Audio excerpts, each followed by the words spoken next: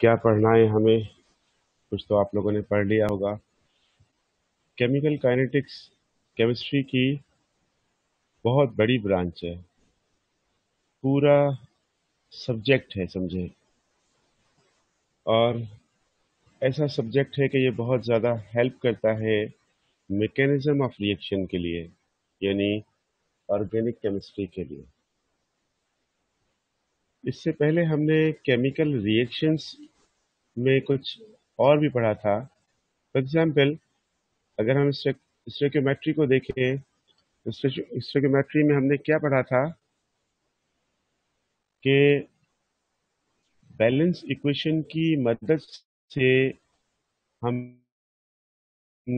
Number of moles जो produce हो सकते हैं, कितने मोल्स प्रोड्यूस हो सकते हैं, वो फाइंड आउट कर लिए थे। Number of moles. जी है ना, आवाज नहीं आ रही है? सर आ रही है। सर आ रही है। सर आ रही है। लगा वो ऐना ने हैंड रेज किया तो मुझे लगा शायद आवाज नहीं है। तो हमने बैलेंस इक्वेशन की मदद से ये फाइंड आउट किया था कि कितने क्वांटिटी बन सकती है या रिक्वायर्ड होती है। उसमें हमने किसी भी केमिकल रिएक्शन की स्पीड के बारे में नहीं पढ़ा था कि कितना टाइम लगेगा कंबशन में या फॉर्मेशन में, या कोई भी जो रिएक्शन है तो उसमें हमने कुछ भी इस तरह का फाइंड आउट नहीं किया था। ये हमारे पास मीथेन की बर्निंग का रिएक्शन है। इस मीथेन की बर्निंग को हमने काफ़ी ज़्यादा यूज़ किया था स्टोइकोमेट्रिक कैलकुलेशन में। इसमें कहीं हमने देखा था कितना टाइम लगेगा बर्न होने में? बिल्कुल भी नहीं। इसके अलावा हमने जो है ऐसा ही कुछ रिएक्शन फिर पढ़ा था थर्मोडायनेमिक्स में। थर्मोडायनेमिक्स में हमने पढ़ा था कि एनर्जी के हिसाब से कितना फीजिबल रिएक्शन है, कितना आसान है। मतलब रिएक्शन का जो प्रोसेस है वो एनर्जी रिलीज करके हो रहा है या एब्जॉर्ब करके हो रहा है। तो हमने एनर्जेटिकली फाइंड आउट कर लिया था कि रिएक्शन जो हमारा है वो एनर्जेटिकली फिजिबल है या नहीं है, यानी हमें हीट देनी पड़ेगी या हीट मिलेगी हमें। तो उस तरह से हमें इन जो ब्रांचेस हैं इनमें हमने केमिकल इक्वेशन को, केमिकल रिएक्शन को पढ़ा था, लेकिन थोड़ा सा डिफरेंट। अब हम केमिकल काइनेटिक्स में ये पढ़ेंगे कि कितने वक्त में रिएक्शन कंप्लीट हुआ, यानी किसी भी रिएक्शन को मुकम्मल होने में कितना टाइम लगा। उसके साथ साथ हम ये देखेंगे वो किस मैकेनिज्म से रिएक्शन चल रहा है, तो रिएक्शन मैकेनिज्म, और उसके साथ साथ कि कितना वक्त लग रहा है रिएक्शन को मुकम्मल होने में, ये हम पढ़ेंगे केमिकल काइनेटिक्स में। तो केमिकल काइनेटिक्स केमिस्ट्री की वो ब्रांच है जिसमें हम स्टडी करते हैं कि रेट ऑफ रिएक्शन क्या है, मैकेनिज्म ऑफ रिएक्शन क्या है, और उसके साथ जो है हम पढ़ते हैं इसमें कि फैक्टर्स कौन से हैं जो किसी भी केमिकल रिएक्शन के रेट पर असरअंदाज होते हैं। और उसके साथ हम इसमें स्टडी करते हैं कि जो हमारे पास रिएक्शन है वो कौन सी नेसेसरी कंडीशन से मैक्सिमम प्रोडक्ट बना सकता है, तो optimum conditions to get maximum yield. ये सारे फैक्टर्स हम पढ़ते हैं केमिकल काइनेटिक्स में।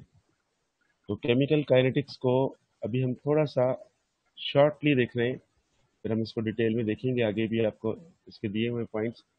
तो मेन पॉइंट्स जो है वो ये है rate and velocity of reaction. Rate और वेलोसिटी ऑफ रिएक्शन क्या है, यानी हम रेट और वेलोसिटी ऑफ रिएक्शन को ये देखेंगे कि हमारे पास कोई भी स्पीड जो हम फाइंड आउट करना चाहते हैं तो हम देखेंगे कि रेट जो है, रेट ऑफ रिएक्शन, वो डिपेंड करेगा कि आपके पास रिएक्टेंट कितना कंज्यूम हो रहा है और प्रोडक्ट कितनी बन रही है, और उसमें टाइम कितना लग रहा है। यानी हम देखेंगे कि increase in concentration of product, increase हो रही है प्रोडक्ट, और या फिर जो रिएक्टेंट है वो डिक्रीज हो रहा है, डिक्रीज होने की इसकी स्पीड क्या है, और उसके साथ टाइम कितना लग रहा है, टाइम टेकन फॉर चेंज, वक्त कितना लग रहा है इस पूरी चेंज में, इस तब्दीली में। तो ये हमारे पास होगा rate of reaction, chemical reaction की स्पीड, प्रोडक्ट कितना प्रोड्यूस हुआ और रिएक्टेंट कितना कंज्यूम हुआ, और उस प्रोसेस में टाइम, वक्त कितना लगा। तो ये कहलाएगा रेट और velocity of reaction. Velocity of reaction में हमारे पास स्पेसिफिक गिवन टाइम होता है कि गिवन टाइम में हम देखें कितनी प्रोडक्ट बनी। सपोज हमारे पास यहाँ से प्रोडक्ट की फॉर्मेशन हो रही है, तो हम ये इस तरह से लेंगे, हम देखेंगे कि इनिशियली शुरू में हमारे पास प्रोडक्ट के बनने की स्पीड तेज़ है, फिर उसके बाद हम देख रहे हैं कि हमारे पास प्रोडक्ट के बनने की स्पीड थोड़ी स्लो हो रही है, फिर आहिस्ता आहिस्ता हम देखेंगे कि वो और स्लो होती जा रही है स्पीड। तो ये हमारे पास है कंसंट्रेशन, इस तरफ को इंक्रीज हो रही है, इस तरफ को टाइम है। तो ये जो टाइम है, इस टाइम में देखें कितने कम टाइम में ज़्यादा प्रोडक्ट बनी, और उसके बाद जब आगे जा रहे हैं तो टाइम ज़्यादा बढ़ रहा है और प्रोडक्ट जो बन रही है वो कम बन रही है। तो इस तरह से इनिशियल कंसंट्रेशन पे बेस करता है रेट ऑफ रिएक्शन। अब हम कोई भी यहाँ पर ले लेते हैं इंस्टेंट, यानी जो पॉइंट्स ले रहे हैं इंस्टेंट ले रहे हैं, और इन इंस्टेंट के बेस पर इंस्टेंटेनियस स्पीड मालूम कर लेते हैं, इंस्टेंटेनियस रिएक्शन मालूम कर लेते हैं। ये जो पॉइंट्स हैं, यहाँ पर हमने देखा कि टाइम इतना चेंज और कंसंट्रेशन इतनी बनी, तो उसके हिसाब से अगर हम यहाँ पॉइंट ले रहे हैं तो टाइम का चेंज इतना और कंसंट्रेशन इतनी, तो इसके बेस पर हम इसमें डी एक्स, डी एक्स का मतलब कि small change in concentration upon D T, small interval of time, तो इसके बेस पर हम rate of reaction find out कर लेते हैं।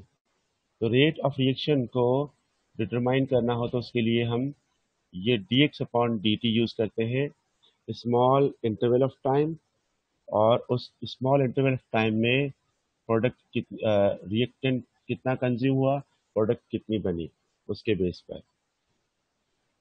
तो ये है रेट ऑफ रिएक्शन का या वेलोसिटी ऑफ रिएक्शन का छोटा सा इंट्रोडक्शन। इसके बाद फिर unit of rate of reaction क्या होंगे। हमें पता है कि रेट डिपेंड कर रहा है कंसंट्रेशन अपॉन टाइम पर, तो कंसंट्रेशन को हम लेते हैं मोल पर डीएम क्यूब, और टाइम को लेते हैं हम सेकंड्स में। तो इसमें हमारे पास यूनिट क्या हो जाएगा, मोल पर डीएम क्यूब पर सेकंड हो जाएगा, मोल पर डीएम क्यूब पर सेकंड, मोल पर डीएम क्यूब, और उसके साथ पर सेकंड हो जाएगा। ये हमारे पास कंसंट्रेशन का यूनिट हुआ और ये टाइम का यूनिट हुआ। तो इसके हिसाब से इस सारे को मिलाएंगे, ये सारा का सारा यूनिट हो गया रेट ऑफ केमिकल रिएक्शन का। इसमें हम ये भी फाइंड आउट कर लेते हैं कि जो हमारे पास प्रोडक्ट बन रही है तो वो कितनी अपीयर हो रही है, और रिएक्टेंट जो कंज्यूम हो रहा है तो वो कितना डिसअपियर हो रहा है। हमारे पास है ए, ए रिएक्टेंट है, ए से बी बन रहा है, तो ए हमारे पास ख़त्म होता जाएगा और बी बनता चला जाएगा। हम इसके लिए साइन यूज़ कर सकते हैं, माइनस की साइन यूज़ करेंगे तो वो हम रिएक्टेंट के लिए यूज़ करेंगे। Minus D A means reactant consume हुआ, और उसके साथ फिर हम लेंगे टाइम, कितना टाइम में कंज्यूम हुआ, और प्लस की साइन लेंगे तो हम कहेंगे कि प्रोडक्ट प्रोड्यूस हुआ। Plus D D upon D T,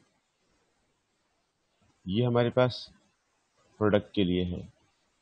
अब जरा ये देखिएगा कि आपके पास minus D N two minus D N two upon D T, ये क्या बता रहा है? केमिकल रिएक्शन में क्या काम हो रहा है? रिएक्टेंट कंज्यूम हो रहा है। नाइट्रोजन डिक्रीज हो रहा है। नाइट्रोजन रिएक्टेंट है, नाइट्रोजन रिएक्टेंट है, गुड। नाइट्रोजन जो है वो कंज्यूम हो रहा है, नाइट्रोजन रिएक्टेंट है। और अगर इसमें हम ये लिख दें plus D N H three, तो इसमें आप क्या लेंगे? Plus D N H three product है, इंक्रीज हो रहा है। अमोनिया प्रोडक्ट है, वेरी गुड। अमोनिया साइन के बेस पे सर, साइन के बेस पर, माइनस और प्लस की साइन के बेस पर आप ये पता लगा लेंगे, माइनस की साइन है इसका मतलब ये रिएक्टेंट साइड पर आएगा, प्लस की साइन है तो ये प्रोडक्ट साइड पर आएगा। प्रोडक्ट साइड पे माइनस और प्लस की साइन के बेस पर आप ये पता लगा सकते हैं कि अपीयरेंस और डिसअपीयरेंस को। अब अगर आपके पास ये है ए टू ए प्लस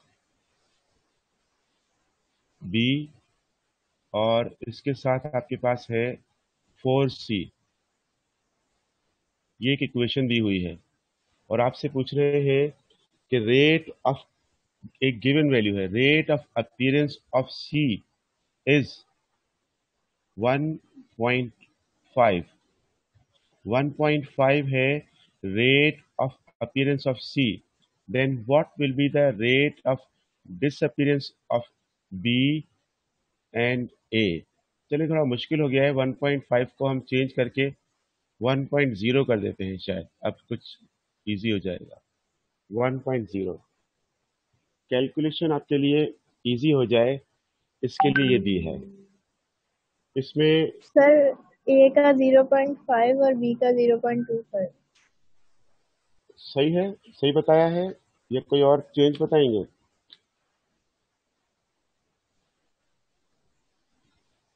जी, ए का 0.75 और 0.5। सर ए का तो सही है, बी का पता नहीं। देखिए इसका हाफ करेंगे तो आपको ये सर ए का 0.7 और और बी के लिए क्वार्टर 0.25। करेंगे आप। बी के लिए क्वार्टर क्यों करेंगे? 1 मोल बी से 4 मोल सी के बन रहे हैं। 1.0 का क्वार्टर कितना हो जाएगा? 0.25। ठीक, और ए के लिए क्या होगा? 0.5।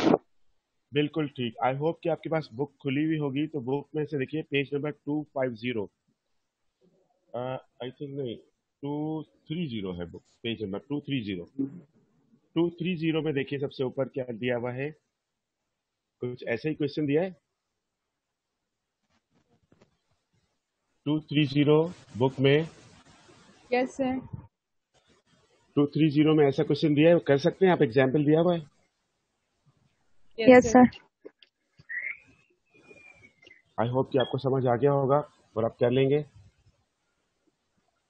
तो इसको हम देखते हैं आगे कि इसके बाद फिर हमारे पास है रेट कांस्टेंट और रेट एक्सप्रेशन। रेट कांस्टेंट और रेट एक्सप्रेशन, रेट एक्सप्रेशन को हम कंप्लीट देखें तो ये कहलाता है रेट ला एक्सप्रेशन या सिंपली रेट ला, रेट ला या रेट ला एक्सप्रेशन। तो कोई भी आपके पास एक्सप्रेशन यानी इक्वेशन दी हुई हो तो आप उसमें कैसे फाइंड आउट करेंगे कि रेट ला एक्सप्रेशन क्या है? तो उसके लिए आपके पास है ये वाली इक्वेशन, ये वाली इक्वेशन है। इस इक्वेशन को आप लिखना चाहेंगे तो आपको पता है कि according to law of mass action हमारे पास क्या होगा rate of reaction is directly proportional to molar concentration of a reactant. तो इसमें हमारा reactant. A, ये A आ गया, इस A को हम स्क्वायर कर रहे हैं और ये B, तो इसमें ये जो हमने लिखी है इसको हम कहते हैं रेट लॉ एक्सप्रेशन या रेट लॉ या फिर रेट एक्सप्रेशन। इसमें K जो है ये कहलाता है रेट कांस्टेंट, K कहलाता है rate constant.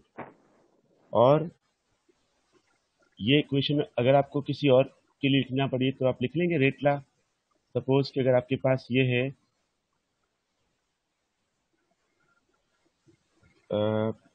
CH4 plus 2O2 और CO2 प्लस 2H2O, अगर ये आपके पास इक्वेशन हुई तो आप लिख लेंगे इस तरह से कि रेट लॉ एक्सप्रेशन लिखें या according to rate law what will be the equation, लिख लेंगे आप। Yes, sir. ACH4 Yes, O2 CH4 O power 2. हो जाएगा, ये आप कर लेंगे इजीली। फिर इसको हम देखेंगे आगे हम किस तरह से इसको लिखना होगा, थोड़ा सा अभी हम इसको देखते हैं, फिर बाद में प्रॉब्लम सॉल्व करेंगे तो ये एक्सप्रेशन चेंज भी हो जाती है समटाइम्स, वो हम पढ़ेंगे ऑर्डर ऑफ रिएक्शन में कैसे चेंज हो जाती है। इसके बाद फिर है types of reactions based on reaction velocity. Reaction velocity के बेस पर रिएक्शन के टाइप्स, लेकिन इससे पहले थोड़ा सा और पीछे पढ़ें। इस के का ये क्या बताया आपको, ये के क्या है? Rate constant. रेट कांस्टेंट है के के लिए थोड़े से कैरेक्टरिस्टिक के ये इंडिपेंडेंट होता है कंसंट्रेशन से, कंसंट्रेशन पर डिपेंड नहीं करता, क्योंकि अगर हम के फाइंड आउट करेंगे तो के क्या हो जाएगा, के इज इक्वल टू रेट और उसके नीचे क्या आएगा अपॉन में, reactant, rate upon reactant, R for reactant, ऐसे हो जाएगा। लॉ ऑफ मास एक्शन के हिसाब से देखिए जरा, ये बन रहा है।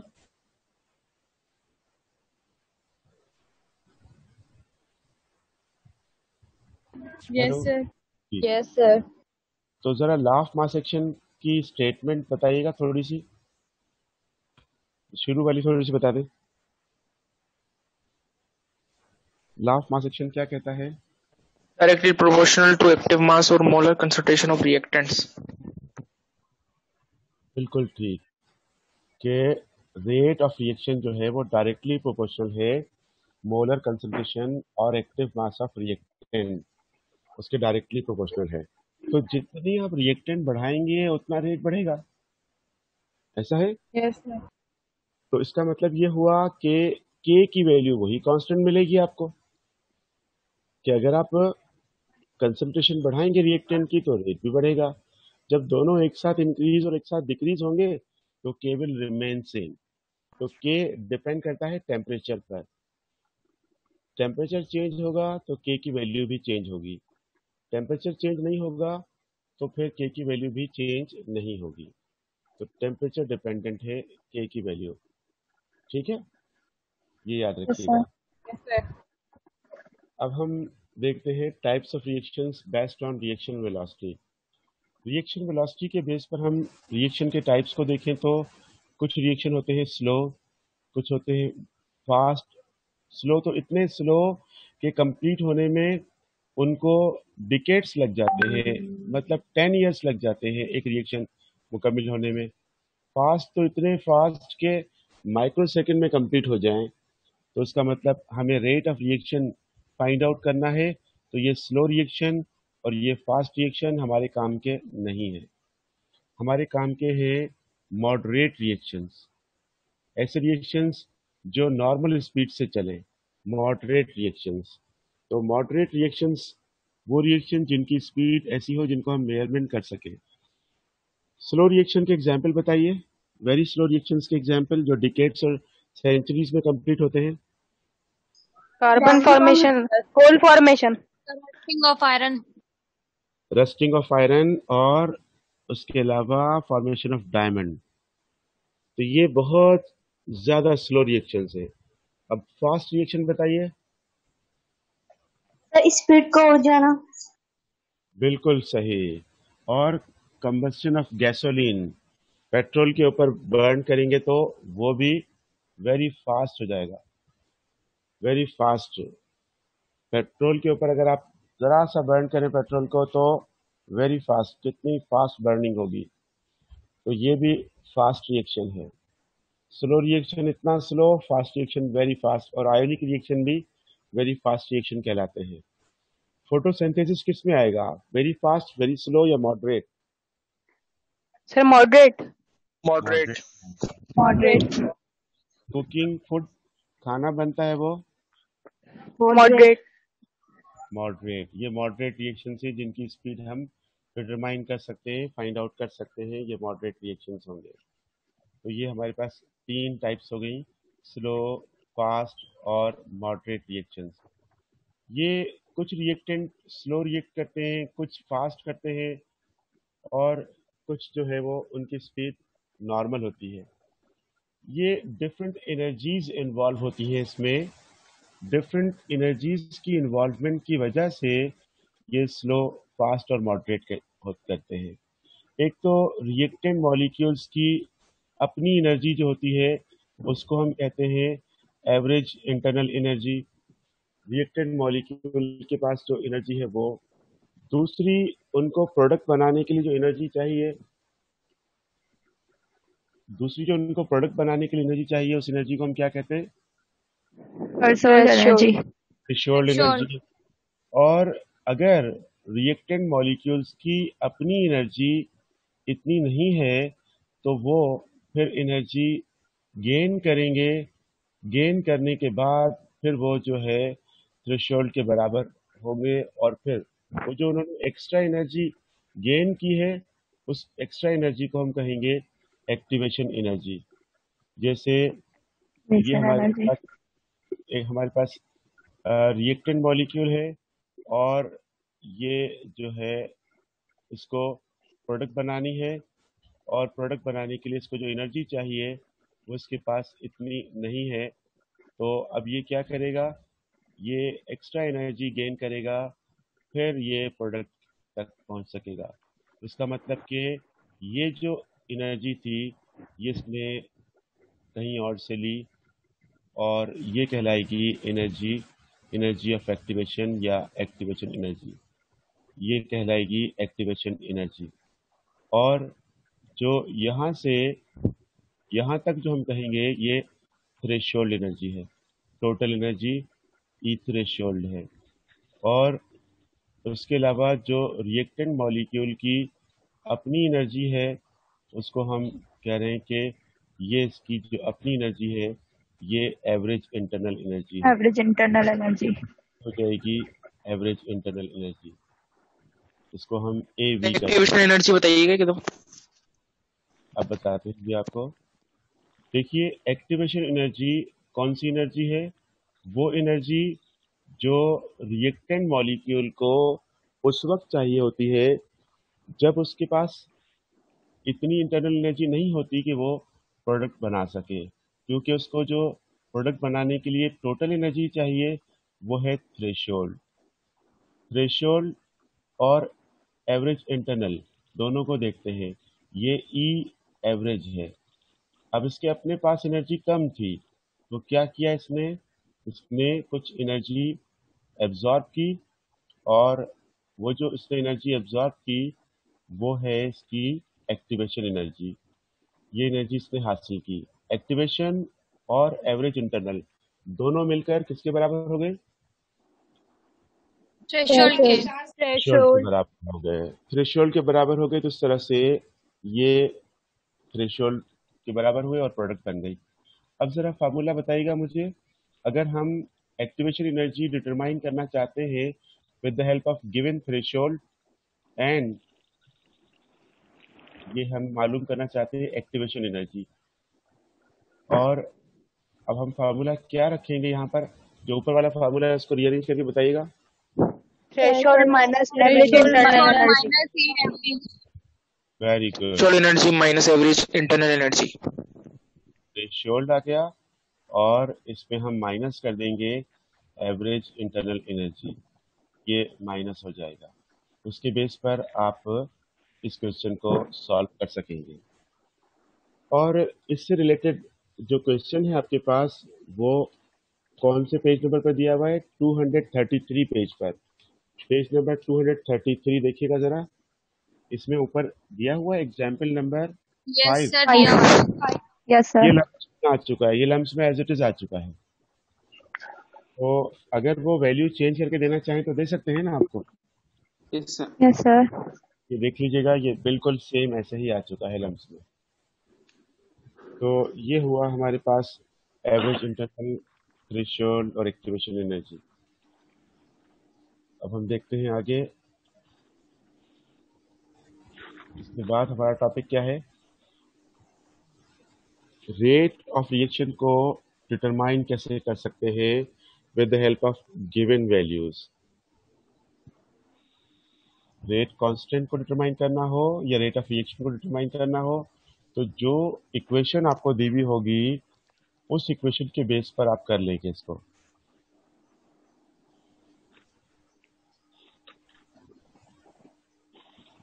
ए प्लस बी, ए और बी से मिलकर हमारे पास प्रोडक्ट बन रही है सी। तो अगर हमारे पास ए की कंसंट्रेशन दी हुई है 0.1 मोल पर डीएम क्यूब, बी की कंसंट्रेशन दी हुई है 0.1 मोल पर डीएम क्यूब, और रेट dx अपॉन dt हमें दिया हुआ है, सपोज के ये हमें दिया हुआ है, कोई ना कोई वैल्यू इसकी भी दी हुई है।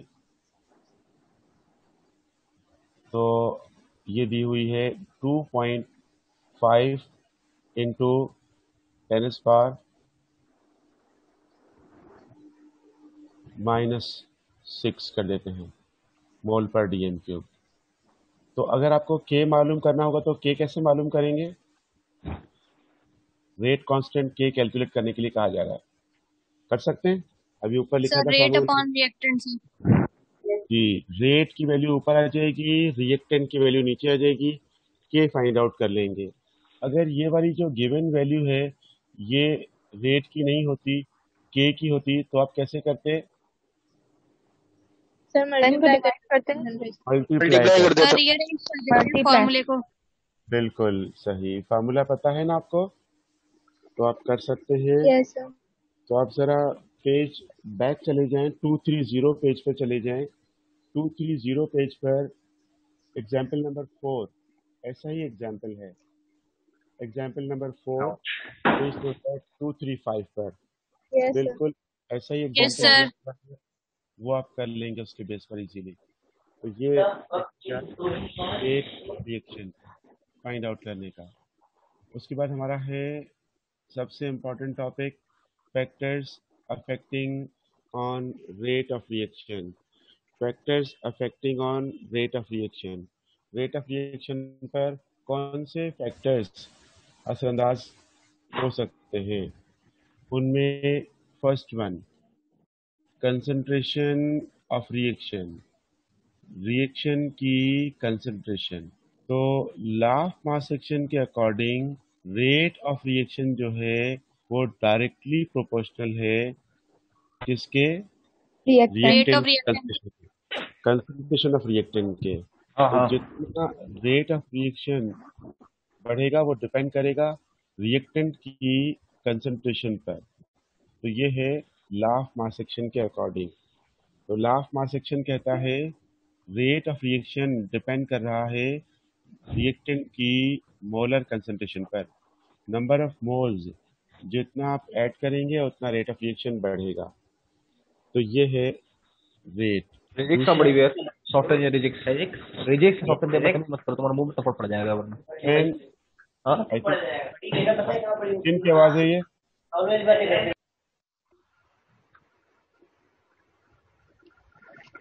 जी हसनैन की आवाज थी ना। तो इसमें कंसंट्रेशन कंसंट्रेशन देख लिया हमने। कंसंट्रेशन के बेस पर हम order of reaction find out कर सकते हैं। हमने कंसंट्रेशन जो ली वो किसके बेस पर ली? लॉ ऑफ मास एक्शन के बेस पर। अब ऑर्डर ऑफ रिएक्शन के लिए लॉ ऑफ मास एक्शन को अप्लाई करेंगे तो लॉ ऑफ मास एक्शन के बेस पर ऑर्डर ऑफ रिएक्शन का मतलब क्या है? ऑर्डर ऑफ रिएक्शन को कोई डिफाइन कर सकता है? बताइएगा। Order of reaction, order of reaction जो है कोई डिफाइन कर सकता है? ऑर्डर ऑफ रिएक्शन क्या है? Sir rate determining sir step कितने है, हमारे पास मोल्स जितने रिएक्टेंट्स होंगे वो उसका ऑर्डर होगा। वेरी गुड जी, बिल्कुल सही। अनिक क्या बता रहे हैं आप? बोलिए। जितने मोल्स रिएक्टेंट के होंगे वो उसका ऑर्डर। कितने number of moles rate of reaction को डिटरमाइन करने में इन्वॉल्व हो रहे होंगे वो कहलाएगा order of reaction. For example, अगर हम इस इक्वेशन को थोड़ा सा चेंज करके यहाँ पर लेते हैं ए और यहाँ लेते हैं बी, ए और बी, तो हम रेट जो लिख रहे हैं यहाँ पर, रेट इज इक्वल टू क्या हो जाएगा? के